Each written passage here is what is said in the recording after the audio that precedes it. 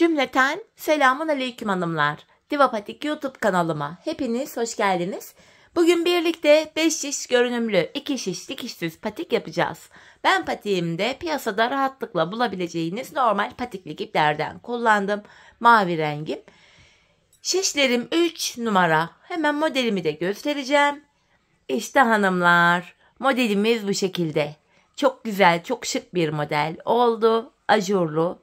Patiğimizin kenarlarına da yine model uygulaması yaptım. Patik tamamen 5 şiş görünümünde, fakat baştan sona 2 şiş ile yaptım ve hiçbir yerinde dikiş yok hanımlar. Model bu. Bu patik benim elimin ölçülerine göre 37, 38 ve 39 numara ayaklar için uyumlu oldu.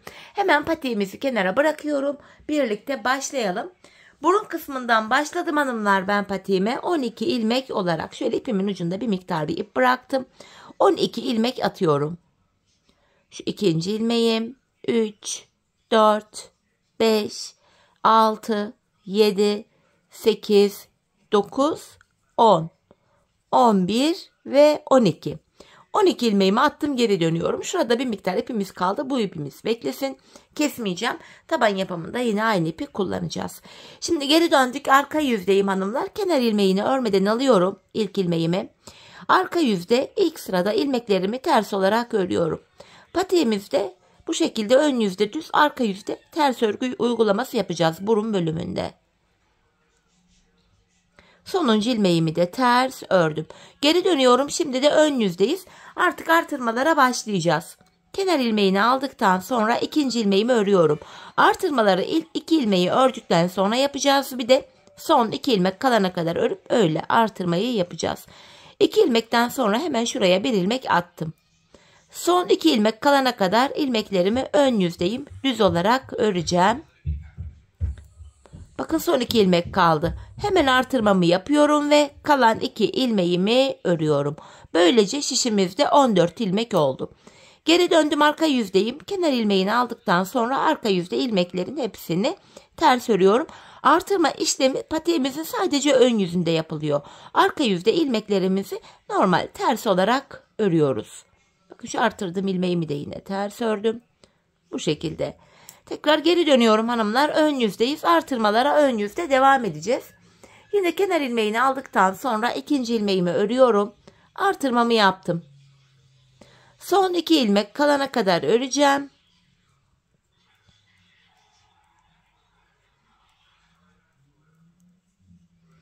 Bakın son 2 ilmeğim kaldı. Hemen artırmamı yapıyorum. Kalan 2 ilmeğimi normal düz örüyorum. Böylece 16 ilmeğimiz oldu. Geri döndüm, arka yüzdeyim.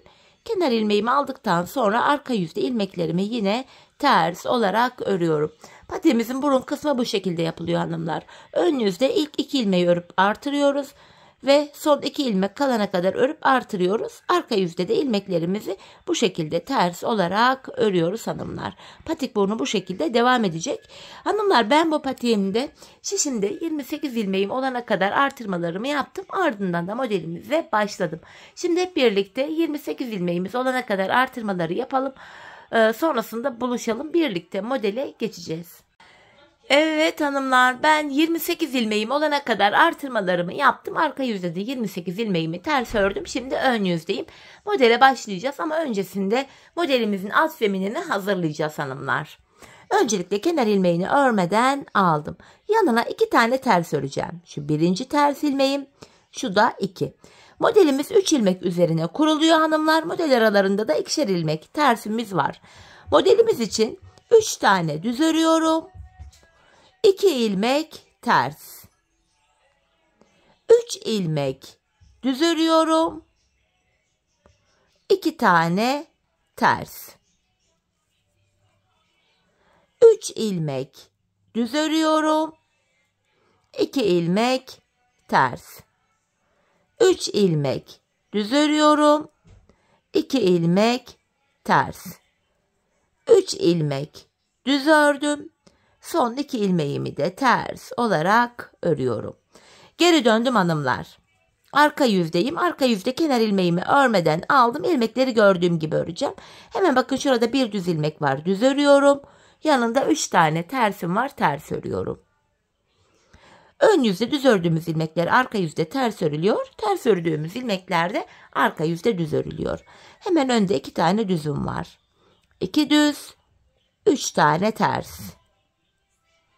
2 ilmek düz, 3 ilmek ters. 2 ilmek düz örüyorum. 3 ilmek ters. 2 ilmek düz örüyorum. 3 tane ters. Son 3 ilmeğimi de düz olarak ördüm. Sıramı tamamladım. Geri dönüyorum. Şimdi ön yüzdeyiz. Modelimize başlayacağız. Modelimiz 4 sıradan oluşuyor hanımlar. Ön yüzde modelde 1. sıradayız. Kenar ilmeğimi örmeden aldım. Bu ters ilmekler model bitene kadar ters örülecek. Kenar ilmeğinden sonra 2 tersimi ördüm. Bakın şimdi burada 3 düz ilmeğim var. Bu düz ilmek üzerine modeli kuracağız. İpimi şişime doluyorum. Yani ajur yapıyorum. Öndeki 3 ilmeğimin 3'ünü birlikte keserek örüyorum. Burada 2 ilmek kaldı. Aradaki 2 tersimi ters örüyorum. Tekrardan bakın 3 ilmeğim var. İpimi şişime bir kere doladım. Öndeki 3 ilmeğimi keserek ördüm. Aradaki 2 ters ilmeğim ters örülüyor. Yeniden ipimi şişime doladım. Öndeki 3 ilmeğimi keserek örüyorum. Aradaki 2 ters ilmeğim ters örülüyor. Yeniden ipimi şişime doladım. Öndeki 3 düz ilmeğimin 3'ünü birden keserek örüyorum. Aradaki 2 tersim ters örülüyor. İpimi şişime doladım. Öndeki 3 ilmeğimin 3'ünü birden keserek örüyorum. Ve kalan son 2 ilmeğim ters örülüyor. Ön yüzde modelimizin 1. sırasını yaptık hanımlar. Şimdi geri dönüyorum, arka yüzdeyim. Modelde 2. sıramız. Kenar ilmeğini almadım. Örmeden alıyorum. Yanına 1 ilmek düz ördüm. Şimdi bakın şurada ön yüzde 3 ilmekten 2 ilmek kalmıştı. Kesim yapmıştık. Bu ilk ilmeğimi ters olarak örüyorum. Tekrar ipimi şişime doladım. Bu ajur yaptığım ilmeğimi de ters ördüm. Burada yeniden 3 ilmeğimiz oldu. Önde kestiğimiz ilmeğimizi tekrar arkada ajur yaparak yerine koymuş olduk. Aralarda 2 düz ilmeğimiz düz örülüyor. Geldik şimdi modelli bölüme. Burada bir tersi ördükten sonra ipimi şişime doluyorum. Yanındaki ajur ilmeğimi ters ördüm. Aradaki 2 düz ilmeğimi düz örüyorum. Ön yüze bunlar ters düşüyor hanımlar. Tekrardan buradaki bir ilmeğimi ters ördüm. İpimi şişime doluyorum. Ajurlu ilmeğimi de ters ördüm. Arada 2 ilmek düzüm var. Bir tane ters örüyorum. İpimi şişime doluyorum. Yanındaki ilmeğimi de ters ördüm. Arada 2 ilmek düzüm var. Tekrardan bir tersimi ördüm. İpimi şişime doluyorum. Yani ajurumu yaptım. Ters ilmek ördüm. Ajurumu ön yüzde yaptım. Ajuru arka yüzde ters ördüm.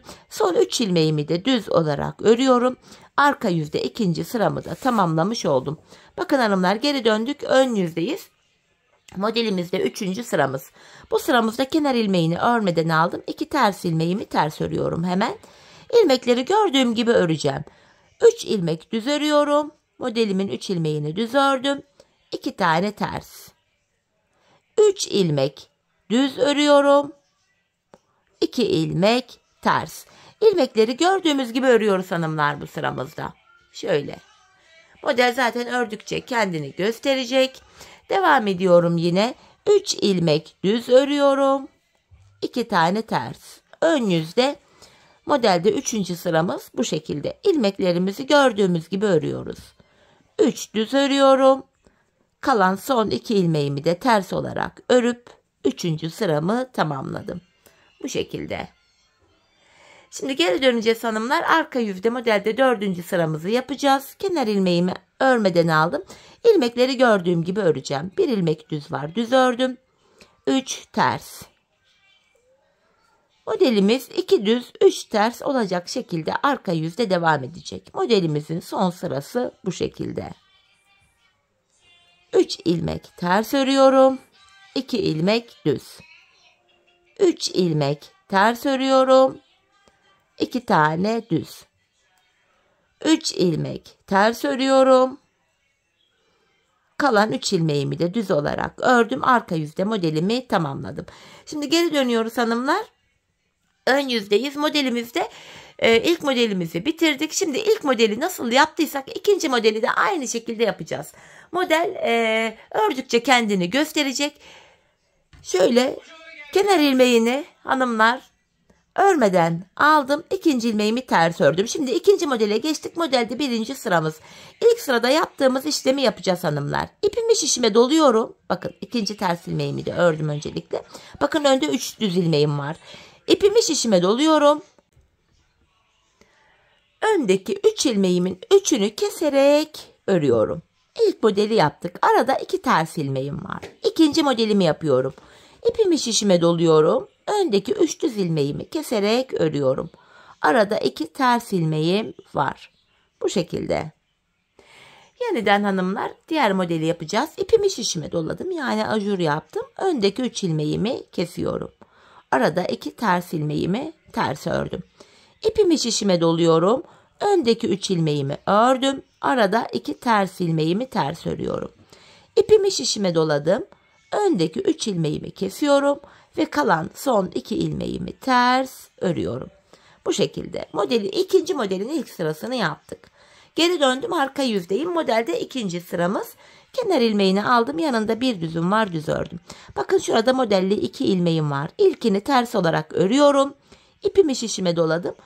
Ön yüzde ajur yaptığım ilmeğimi de ters örüyorum. Arada 2 düz ilmeğimi düz ördüm. Tekrar modelimi yapacağım. Bir ters örüyorum. İpimi şişime doladım. Yanındaki ajur ilmeğimi de ters ördüm. Tekrar buralarda 3'er ilmeğimiz oluyor. Aradaki 2 düz ilmeğimi ördüm. Şimdi buradaki ilk ilmeği ters örüyorum. İpimi şişime doladım. İkinci ilmeği de ters ördüm. Arada 2 tane düzüm var. İlk ilmeğimi ters örüyorum. İpimi şişime doladım. Ajurumu da ters ördüm. Yanına 2 ilmek düz örüyorum. Yine ilk ilmeğimi ters ördüm. İpimi şişime doladım. Yanındaki ilmeğimi de ters örüyorum. Kalan 3 ilmeğim düz örülüyor. Modelde arka yüzde ikinci sıramızı da tamamladık hanımlar. Geldik ön yüze, modelde 3. sıramız.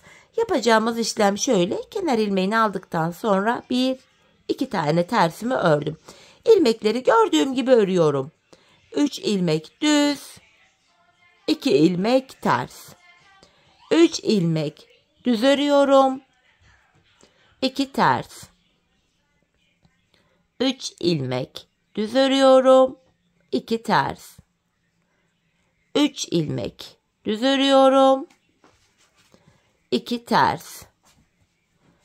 3 ilmek düz örüyorum. 2 ters. 3. sıramızı ön yüzde tamamladık. Geri döndüm, arka yüzde 4. sıradayım. Yine ilmekleri gördüğüm gibi öreceğim. Kenar ilmeğini aldım. Bir düzüm var, düz ördüm. Hemen önde 3 ilmek tersim var. 2 düz.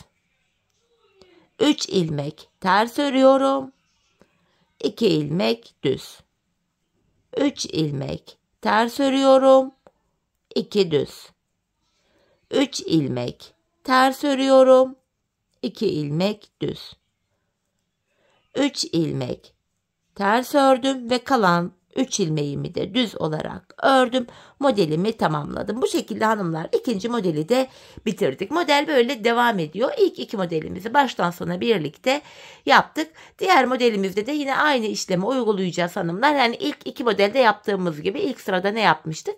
Bu 3 düz ilmek üzerine model kurmuştuk. Ajur yapıyoruz. 3 ilmeği kesiyoruz. Aralardaki ilk ters ilmekler yine ters örülüyor. Arka yüzde tekrar modelimizin ikinci sırasında model kurulumuna devam ediyoruz. 3. ve 4. sıralarda da ilmekleri gördüğümüz gibi örüyoruz. Bu şekilde bakın ilk 2 model kendini gösterdi bile bu şekilde. Hanımlar, ben bu patiğimin ön bölümüne bu modelden toplamda 7 tane yaptım. Sayalım: 1, 2, 3, 4, 5, 6, 7. Ben 7 model yapıp bitirdikten sonra zaten sizlere mezura ile ölçüleri de vereceğim. Büyük ya da küçük yapmak isteyenler benim ölçümden 1 santim fazla ya da 1 santim küçük modeli ayarlayabilirsiniz. Patiğin boyutu böyle ayarlanabilir. Şimdi hep birlikte patiğimizin ön bölümünü hanımlar tamamlayalım. Gelelim, ardından buluşalım. Çünkü patiğimizin kenarlarında yine birlikte devam edeceğiz. Evet hanımlar, ben toplamda patiğimin ön bölümüne 7 tane modelimi yaptım geldim. Şimdi sizlere mezura ile ölçüyü de vereceğim. Boy olarak hanımlar patiğimizin ölçüsü şöyle burun kısmını düzlüyorum. Şöyle bakın mezuramı burun kısmına sıfırladım. Hiç esnetmeden germeden ölçüyorum. Hanımlar 11,5 santim olarak ördüm. Patiğini 35-36 numara yapmak isteyenler 10,5 santim yapabilir. Benden daha büyük yapmak isteyenler 40-41 gibi burayı da 13 santim olarak örebilirsiniz hanımlar. Ölçüyü bu şekilde ayarlayacaksınız. Model sayısını da ona göre artıracaksınız ya da azaltacaksınız. Şimdi bilek ayrımını yapacağız hanımlar. Patiğimizin bakın şu bölümünü yapacağız. Bilek kenarlarında 7'şer ilmek haroşamız var. Ve şu kenarlardaki ilk desenleri yine örmeye devam ettim bu arka bölümde de. Öncelikle hanımlar kenar ilmeğimi örmeden alıyorum. Yanındaki 2 ters ilmeğimi ters ördüm. Bilek ayrımını yapacağız birazdan. Yine aynı şekilde bakın modelimi kuruyorum. İpimi şişime doladım. Öndeki 3 ilmeğimi kesiyorum. Bu şekilde ilmeklerimi kestim. Yanına bir ilmek ters örüyorum. Şimdi hanımlar bu şekilde ilk modeli yaptıktan sonra bir ilmek ters örüyoruz. Buradaki 7 ilmek daha öreceğim. Haroşa. Ben haroşa örgüyü örgümüzün hem arka yüzünde düz örgü örerek elde ediyorum. Şimdi 7 ilmek düz öreceğim. 1, 2, 3, 4, 5, 6, 7. ilmeği örerken öndeki 2 ilmeği alacağım. Şöyle ikisini yer değiştirerek örüyorum. Bilek ayrımında ilmekleri bu şekilde yer değiştirerek örüyorum. Sebebi şu, bilek ayrımı yaptığımız yer daha sıkı ve sağlam oluyor. Şu kenarda da bakın 3, 6, 9, 12, 14 ilmek kaldı. Bu sol kenardaki 14 ilmek bekleyecek. Önce sağ kenarı yapacağız. Ardından sol kenara geçeceğiz. Bu ilmeklerimiz bu şişte beklesin hanımlar. Hemen yedek şişi olmayanlar şu ilmeklerin içinden bir tığ yardımıyla ip geçirebilirler. İlmeklerin kaçmasını önlemek amacıyla. Benim yedek şişim vardı. Şişimde bekletiyorum ilmeklerimi. Şimdi geri döndüm. İlk kenardaki ilmeği örmeden aldım. Kenar ilmeğim ile birlikte toplam 7 ilmek haroşamı düz örüyorum. 6, 7. Bakın ön yüze bir diş haroşa düştü. Şimdi burada bir ilmek düzüm var. Modelime devam ediyorum. Hemen ön yüzde şu kesim yaptığım ilmeğimi ters ördüm. Tekrar ipimi şişime doladım. Ajurumu da yine ters ördüm. Son 3 ilmeğimi düz örüyorum. Modelle devam ediyoruz hanımlar. Kenardaki bilek kenarındaki 7 ilmek haroşaları da haroşa olarak örüyoruz bu bölümde. Şimdi devam ediyorum örmeye. Kenar ilmeğini yine örmeden aldım. İkinci ve 3. ilmeği ters ördüm. Modelde 3. sıramız. Bu 3 ilmeğimi düz öreceğim. Yanındaki bir ilmeğim ters.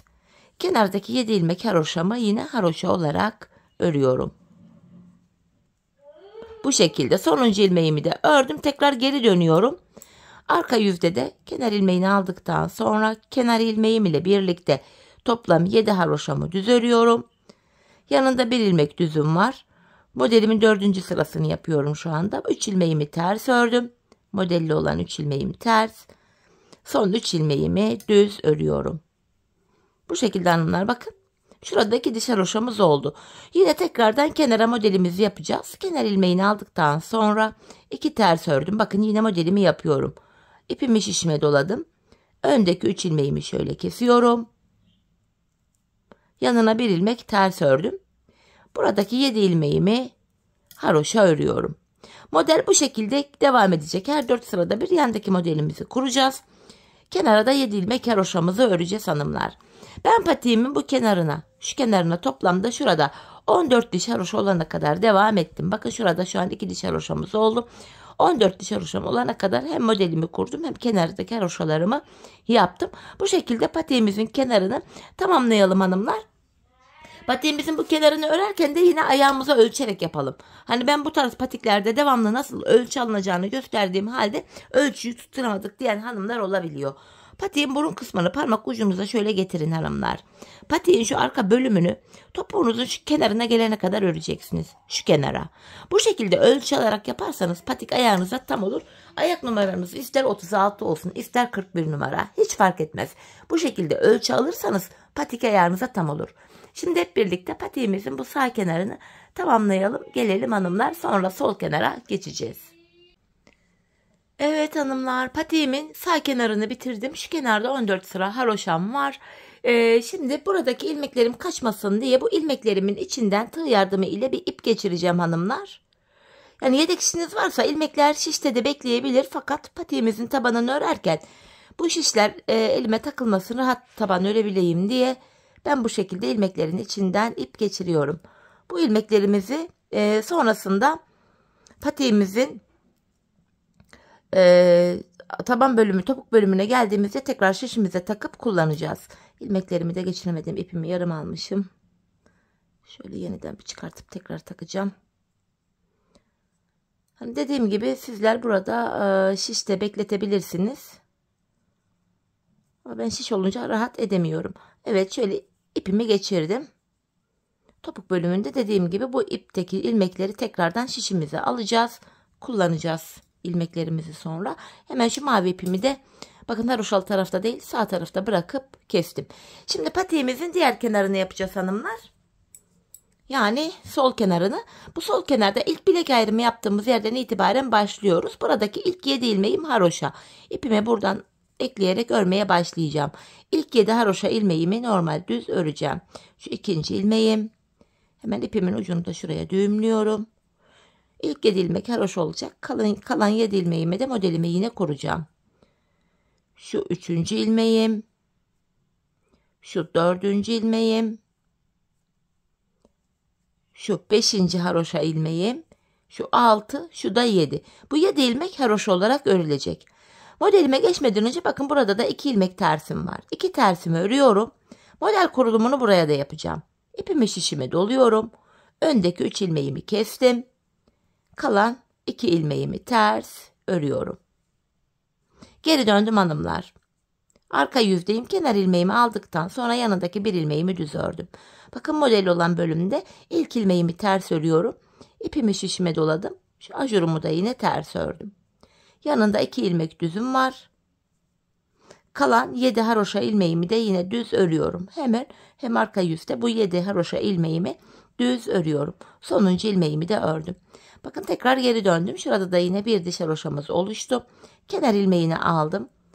2, 3, 4, 5, 6, 7 haroşa ilmeğimi düz ördüm. Hemen yanında 2 ters ilmeğim var. Ters örüyorum. Modelimin 3 ilmeğini düz ördüm. Kalan 2 ilmeğim yine ters örülüyor. Geri döndüm. Kenar ilmeğini aldıktan sonra yanındaki bir ilmeğimi düz ördüm. Bu modelimin 3 ilmeğini ters örüyorum. Hemen yanında bakın şurada 2 ilmek düzüm var. Son 7 haroşa ilmeğimi de düz olarak örüyorum. Şimdi geri dönüyoruz hanımlar. Bakın burada 2 diş haroşamız oluştu. Yine devam ediyorum. Kenardaki 7 ilmek haroşamı örüyorum öncelikle. Hemen yanında 2 tane tersim var. Bu sıramızda yine modelimizi kuruyoruz. İpimi şişime doluyorum. Öndeki 3 ilmeğimi kesiyorum ve yanındaki 2 ilmeğimi ters ördüm. Bu şekilde model kurmaya devam ediyoruz. Haroşalarımızı da yapıyoruz. Burada da 2 diş haroşamız oluştu.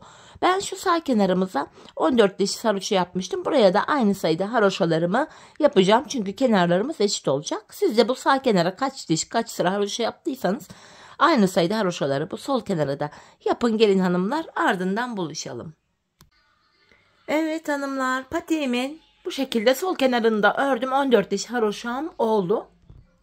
Şimdi ipimiz haroşal tarafta değil de diğer sol tarafta kalacak. Bu nedenle şu anda ön yüzdeyim. İlmeklerimi ön yüzde de öreceğim. 7 haroşamı yine ördükten sonra diğer ilmeklerimi de hanımlar artık düz olarak öreceğim. Bu şekilde hepsini sıra sonuna kadar düz örüyorum. Şimdi burada da yine diğer sağ tarafta olduğu gibi tığ yardımıyla ip geçireceğim. Dediğim gibi bu ilmekler patiğimizin topuğunu yaparken tekrar kullanılacak. Hemen buradan da şöyle bir ip geçiriyorum. Maksat ilmekler kaçmasın. Şöyle hemen ipimizi de düğümleyeyim. Şu ipimin de ucunu şöyle küçük bir miktar bırakıp kesiyorum. Evet hanımlar, patiğimizin üst bölümünü tamamladık. Şimdi burundan başlayarak tabanımızı öreceğiz. Şu burun kısmında kalan ipimi ekleyeceğim. Buraya düğüm atıyorum. Patiğimizi 12 ilmek olarak başlamıştık. 12 ilmek başladığımız yerden ön yüze tekrar 12 ilmek çıkaracağız. Bakın ipimizin ilk geldiği bölüme şu ilk ilmeğin iki kanadına birden girerek ilmekler çıkaracağım. Şöyle şu birinci ilmeğim, şu ikinci ilmeğim. Bu kenarımız biraz sık olduğu için hemen tığ yardımıyla şu ikinci ilmeğimi çıkarıyorum. Bakın başlangıç yerlerine ilmeğin iki kanadına birden giriyorum. İlmekler çıkarıyorum. 12 ilmek çıkaracağım hanımlar. Kaç ilmek olmuş sayalım. 3, 6, 7, 8, 9, 10. 11 ve son yere girerek bir ilmek de buradan çıkarttım. 12. 12 ilmeğimi çıkarttım. Geri dönüyorum. Arka yüzdeyim. Kenar ilmeğimi örmeden aldım. Arka yüzde ilmeklerimi hanımlar sırasıyla ters olarak örüyorum. Artık patiğimizin taban bölümüne başladık. Bu şekilde. Sonuncu ilmeğimi de ters ördüm. Şimdi geri dönüyorum. Artık patiğimizin bu taban bölümü üst bölüme eklenecek. İlmek sayılarımız da artacak. Hemen şuralarda kenar ilmek yerleri var. Bakın V şeklinde görünüyor buralarda. Şu ilk kenar ilmek yerine girerek ilk ilmeğimi çıkarttım. 12 ilmek şişimde vardı. Bir ilmek de bu ön yüzde sağ kenardan çıkarttım. 13 ilmek oldu. İlmek çıkartma işlemini ön yüzde önce sağ kenardan sonra da sol kenardan yapacağız. Şimdi diğer ilmeklerimi normal düz olarak öreceğim. Ön yüzde düz, arka yüzde ters örgü uygulaması yapacağız bu taban bölümde. Sonuncu ilmeğimi de ördükten sonra şimdi de hemen şu sol kenarda ilk kenar ilmek yerine şuraya ilmeğin iki kanadına birden girerek ilmek çıkarttım. Böylece 14 ilmeğimiz oldu. Geri dönüyorum, arka yüzdeyim. Arka yüzde ilmek çıkartma işlemi yok. Kenar ilmeğini aldıktan sonra ilmeklerimi sıra sonuna kadar ters örüyorum. İlmek çıkartma işlemini sadece ön yüzde yapıyoruz. Önce sağ kenardan sonra sol kenardan ilmek çıkartıyoruz. Bakın tekrar ön yüzdeyim hanımlar. Bir sonraki kenar ilmek yerine bakın şurası hemen yeri belli. İlmeğin iki kanadına birden girerek ilmek çıkarttım. Şimdi de 15 ilmek oldu. İlmeklerimi düz olarak sıra sonuna kadar örüyorum.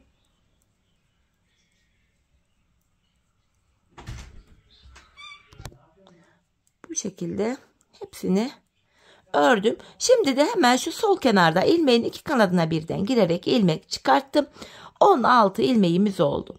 Yine geri dönüyorum, arka yüzdeyim. Kenar ilmeğimi aldıktan sonra arka yüzde ilmeklerimin hepsini ters olarak örüyorum.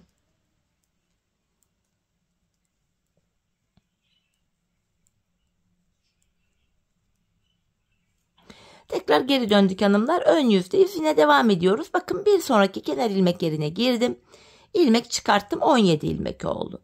Şimdi şişimdeki ilmeklerimi öreceğim. Ardından da sol kenardan ilmek çıkaracağım. Böylece şişimizde 18 ilmeğimiz olacak. Sonuncu ilmeğimi de ördükten sonra bir sonraki kenar ilmek yerine girerek ilmeğimi çıkarttım. 18 ilmek oldu.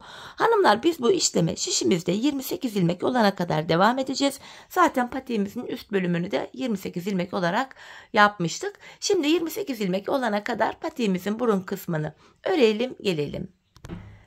Evet hanımlar, 28 ilmeğim olana kadar patiğimin burun kısmını ördüm geldim. Şöyle bakın 5 şiş patik burnundan hiçbir farkı yok. Birebir aynı. Şimdi 27. ilmeğimizi sağdan, 28. ve sonuncu ilmeğimizi soldan çıkarttık. Şimdi geri dönüyorum. Artık 28 ilmek ile tabanımızı öreceğiz. İlmek sayıları artmayacak hanımlar. Şimdi arka yüzdeyim. Yine ilk ilmeğimi örmeden aldım. İlmeklerimi ters olarak örüyorum.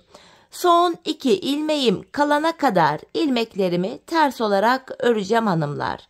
Son 2 ilmeğim kalana kadar.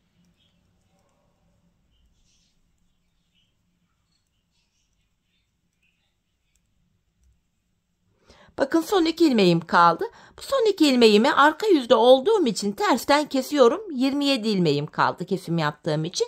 Tekrar geri döndüm. Ön yüzdeyim. Yine sıradaki kenar ilmek yerine ilmeğin iki kanadına birden girerek ilmek çıkarıyorum. Tekrar 28 ilmeğimiz oldu.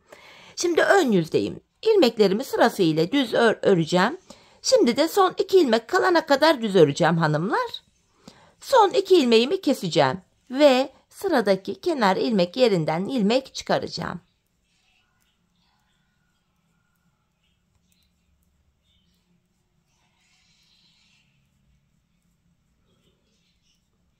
Bakın son 2 ilmeğim kaldı. Son 2 ilmeğimi bu defa ön yüzde olduğum için düzden kesiyorum ve sıradaki kenar ilmek yerine ilmeğin 2 kanadına birden girerek, bakın yeri belli zaten, ilmeğimi çıkartıyorum. Tekrar 28 ilmeğimiz oldu.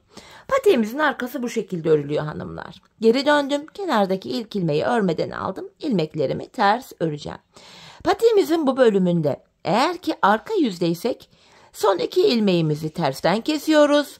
Ön yüzdeysek de son 2 ilmeğimizi düzden kesiyoruz ve sıradaki kenar ilmek yerinden ilmek çıkarıyoruz.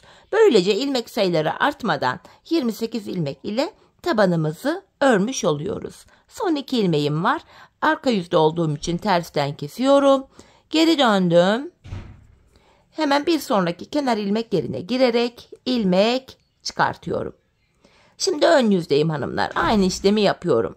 İlmeklerimi düz olarak örüyorum. Son 2 ilmek kalana kadar ilmeklerimi bu şekilde düz öreceğim.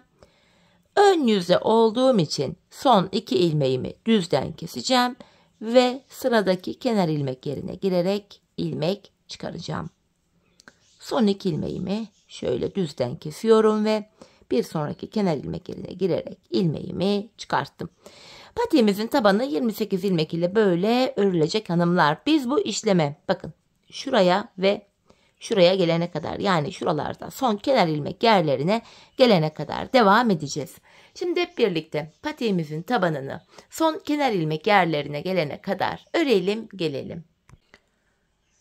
Evet hanımlar, son kenar ilmek yerlerine gelene kadar patiğimin şu taban bölümünü ördüm ve geldim. En son ilmeğimi ilk sağ kenardan, ikinciyi de böyle sol kenardan çıkarttım. Şimdi bu ipe takılı olan ilmeklerimiz vardı. Bu ilmeklerimi şişime alacağım. Örmeye başlayacağım. Çünkü artık topuk bölümüne geçiş yapacağız. Şöyle bu ilmeklerimi şişime tek tek aktaracağım.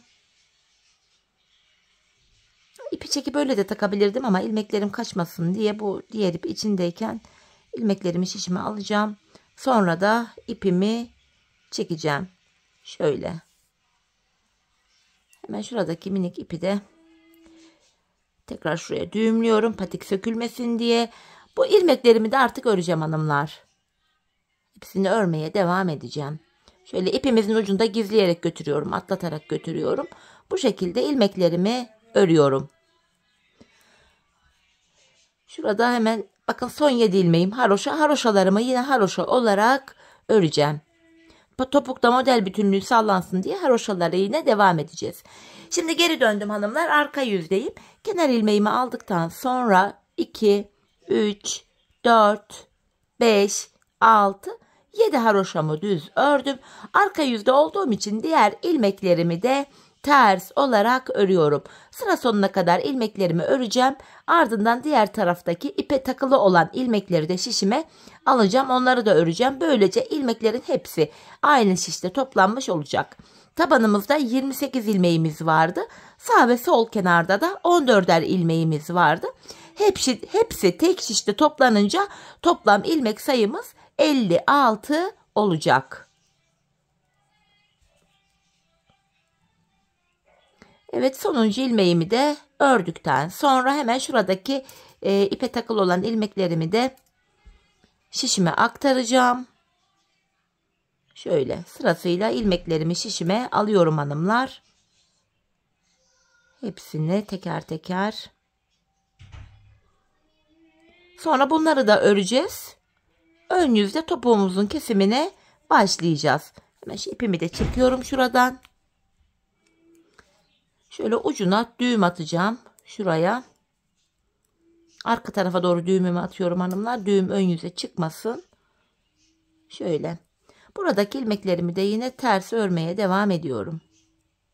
Son 7 haroşa ilmeğimi düz öreceğim.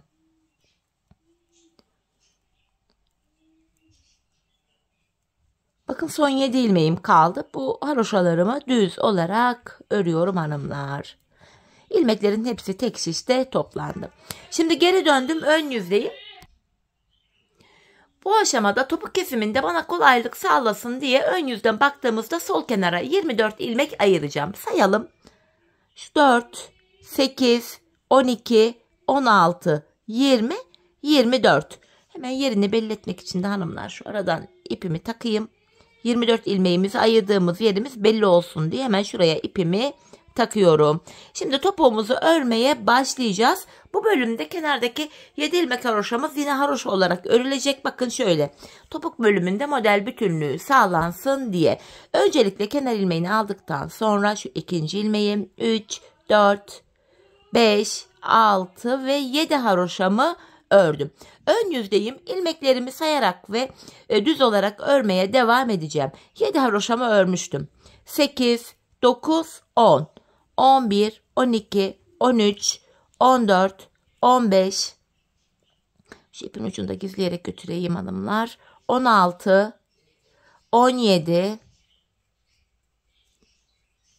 18, 19, 20, 21, 22, 23 haroş ilmeğimi ördüm. 24. ilmekte öndeki ikisini keserek örüyorum. 23 ördüm. 24. de kesim yaptım. Zaten bu sol tarafa da 24 ilmek ayırmıştık. Topuğumuz için orta kısma baktığımızda burada da 7 ilmek kaldı.